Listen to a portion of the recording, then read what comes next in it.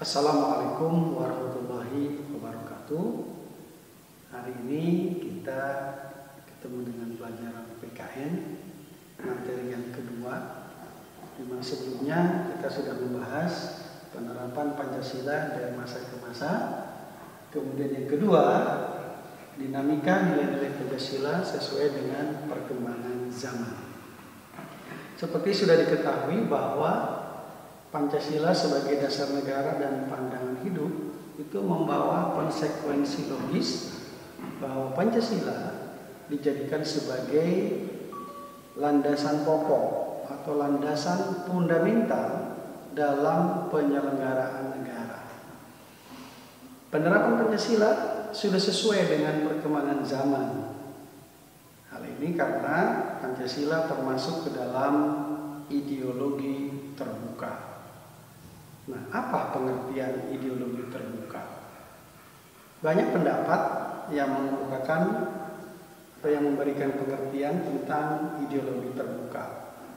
Misalnya pendapat dari Suryanto Puspowardoyo, pendapatnya Pak Mubiarto, pendapatnya Pak Padmo Wahyono, pendapat Pak Frans Magni Suseno. Kemudian ada dari Ensiklopedia Populer Kebudayaan dan Politik. Kemudian yang terakhir menurut KBBI, Kamus Besar Bahasa Indonesia. Nah, dari kesemua pendapat itu saya bisa simpulkan bahwa ideologi itu adalah kumpulan konsep, nilai, gagasan yang dijadikan pedoman untuk mencapai satu tujuan. Itulah yang dimaksud dengan ideologi dari beberapa pendapat tadi. Nah, Pancasila sebagai ideologi negara itu berbeda antara satu negara dengan negara yang lain. Khususnya Pancasila sebagai dasar negara kita, ideologi negara kita, ini menjadi ciri khas atau identitas satu bangsa yang harus kita pertahankan, yang harus kita wujudkan dalam kehidupan kita sehari-hari. Nah, ketika kita tidak bisa menerapkan, mewujudkan Pancasila ini dalam kehidupan kita sehari-hari, sama artinya kita sudah kehilangan jati diri bangsa. Sebagai dasar pemikiran, Pancasila ini diambil dari sumber pandangan dan falsafah hidup bangsa. Karena diambil dari falsafah hidup bangsa inilah, maka Pancasila itu bisa berkembang sesuai dengan perkembangan zaman. Berbeda dengan kalau ideologi itu berakar dari budaya luar, itu sudah pasti tidak bisa sesuai dengan perkembangan zaman di masyarakat. Nah, karena diambil dari falsafah hidup bangsa, maka Pancasila ini sudah sesuai dengan perkembangan zaman. Selanjutnya, ciri khas satu ideologi terbuka yang pertama adalah nilai-nilainya itu tidak dipaksakan dari luar, tetapi digali dari kekayaan rohani, moral dan budaya bangsa sendiri. Itu yang pertama. Yang kedua, adanya konsensus. Jadi nilai-nilai itu ada kesepakatan di antara warga. Yang ketiga, tidak diciptakan oleh negara. Jadi negara nggak membuat norma, tidak. Tetapi norma itu sudah ada di masyarakat. Sehingga yang ada di masyarakat itulah yang dijadikan sebagai norma. Nah, itulah ciri khas. Ada beberapa keunggulan ideologi terbuka yang berbeda dengan ideologi tertutup, yang bisa diketahui melalui perbandingan antara ideologi terbuka dengan ideologi tertutup. Selebihnya bahwa ideologi terbuka itu tidak saja dibenarkan, tetapi dibutuhkan oleh warga negara. Yang berbeda dengan ideologi tertutup. yang selalu dipaksakan oleh negara kepada warganya. Sehingga kalau dalam ideologi tertutup, negara itu akan kehilangan secara ideologis karena tidak mampu membendung desakan-desakan baik yang berasal dari dalam maupun dari luar. Contohnya misalnya ideologi komunisme yang terjadi di Uni Soviet, yang terjadi di Jerman Timur. Negara tidak mampu membendung desakan, keinginan-keinginan kuat dari warga negaranya dengan politik perestroikanya, dengan politik glasnost-nya. Negara tidak mampu membendung adanya keinginan masyarakat untuk berubah.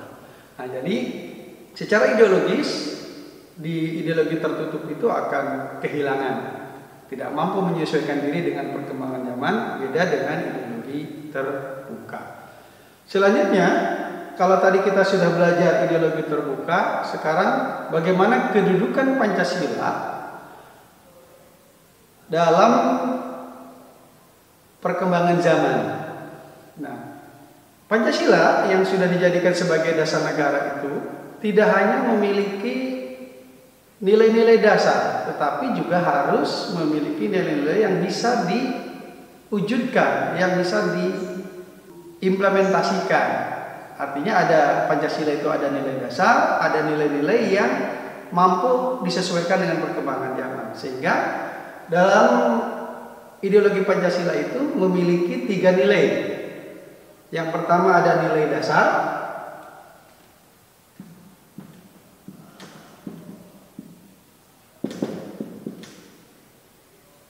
dua, nilai instrumental, yang ketiga nilai praksis. Apa itu nilai dasar? Nilai dasar ini hakikatnya adalah kelima sila dalam Pancasila, yaitu ada nilai ketuhanan, nilai kemanusiaan, nilai persatuan, nilai kerakyatan, nilai keadilan. Nah, nilai dasar ini bersifat tetap, bersifat universal, tidak bisa diganggu-gugat kalau di negara kita ini. Itulah nilai dasar. Kemudian yang kedua, nilai instrumental. Nilai instrumental itu adalah penjabaran dari nilai dasar. Kalau tadi nilai dasar bersifat tetap, nilai instrumental ini bisa disesuaikan. Nah, nilai instrumental ini bisa berupa peraturan perundang-undangan dan lembaga pelaksananya. Contohnya misalnya ada Undang-Undang Dasar 45, Undang-Undang Dasar ya. Kemudian ada ketetapan MPR, ada undang-undang, ada peraturan pemerintah, ada peraturan menteri, ada perpu, ada perda. Nah, itu semua adalah nilai instrumental. Nilai itu merupakan penjabaran dari nilai dasar. Yang ini yang bisa disesuaikan dengan perkembangan zaman. Kemudian yang ketiga adalah nilai praksis, yaitu pelaksanaan dari nilai instrumental berupa pengalaman nyata, berupa ya kenyataan yang dilaksanakan di dalam kehidupan sehari-hari, dalam kehidupan berbangsa dan bernegara. Nilai dasar ini bersifat universal, tetap adanya dalam Pancasila, dasar negara Pancasila, berupa nilai ketuhanan yang Maha Esa. Perwujudannya nilai ketuhanan ini bahwa bangsa Indonesia itu mengakui atau mempercayai adanya Tuhan, sehingga negara kita menjadi negara yang beragama, di mana penduduknya boleh memilih dari agama yang resmi, juga boleh menganut aliran kepercayaan. Itu perwujudannya. Yang kedua, nilai dasar yang kedua adalah kemanusiaan yang adil dan beradab. Ini perwujudannya adalah bahwa manusia ini tidak bisa hidup sendiri, membutuhkan orang lain, sehingga terjadilah hubungan antara warga negara dengan warga negara yang lain, dengan sesama warga negara. Kemudian yang ketiga, nilai dasar ketiga adalah nilai kemanusiaan. Perwujudannya adalah adanya hubungan antara warga negara dengan pemerintah. warga negara dengan warga negara di nilai dasar kedua, yang ketiga ini dengan pemerintah. Kemudian yang keempat, nilai kerakyatan. Ini perwujudannya adalah hubungan antara warga negara dengan kekuasaan, dengan pemerintah, dengan kekuasaan yang diemban oleh pemerintah. Sementara nilai dasar yang kelima, nilai keadilan, yaitu perwujudannya adalah hubungan antara rakyat dengan kesejahteraan, rakyat dengan keadilan yang harus diraih di negara ini. Selanjutnya, Pancasila selain memiliki hal-hal yang bersifat ideal, juga harus memiliki norma yang jelas. Nah, norma yang jelas ini agar Pancasila ini bisa diterapkan dalam kehidupan. Secara struktural, ideologi terbuka, ideologi Pancasila sebagai ideologi terbuka itu harus memiliki 3 dimensi. Yang pertama ada dimensi idealisme, yang kedua dimensi normatif, 3 dimensi realitas. Nah, yang dimaksud dengan dimensi idealisme ini, bahwa Pancasila sebagai ideologi itu memiliki ide, memiliki konsep yang akan diterapkan. Nah, ini idealisme. Kemudian dimensi normatif adalah dimensi bahwa ideologi Pancasila itu harus diwujudkan dalam bentuk norma, norma yang bisa diterapkan dalam kehidupan. Dan yang terakhir adalah dimensi realitas. Ideologi terbuka harus mampu diwujudkan dalam kehidupan sehari-hari. Nah, inilah secara struktural ideologi terbuka harus memiliki 3 dimensi. Demikian pertemuan kedua, saya akhiri. Assalamualaikum warahmatullahi wabarakatuh.